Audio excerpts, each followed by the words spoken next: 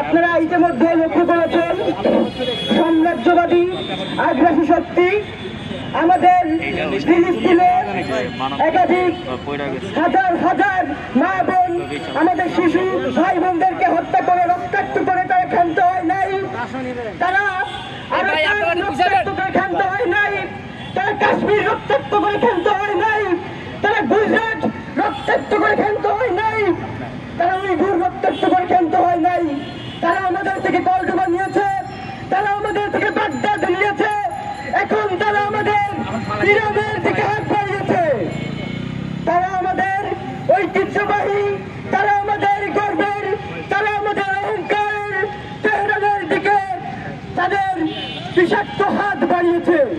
আমরা সেই হাত খুব শীঘ্রই ভেঙে ঘুরিয়ে দেবো ইনশাআল্লাহ।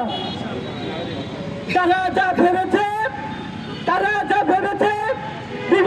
বিভক্তি খেলা তারা চালিয়ে আমাদের ভিতরে ঐক্যের ফাটল ধরিয়ে ফিলিস্তিন থেকে, লেবানন থেকে, সিরিয়া থেকে, ইরাক থেকে,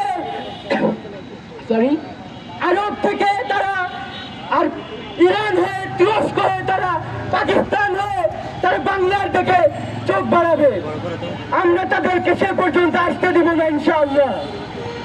আর আমরা মুসলিম বিশ্বের প্রতি, মুসলিম রাষ্ট্রগুলোর প্রতি আহ্বান জানাবো, তাদের নিজস্ব স্বার্থ, তাদের নিজস্ব ক্ষমতাকে ভুলে গিয়ে সবকিছুর ঊর্ধ্বে উঠে মুসলিম রাষ্ট্রগুলোর ক্ষমতাবানদের ঐক্যবদ্ধ হয়ে এই জালিমদের প্রতিরোধ করতে হবে।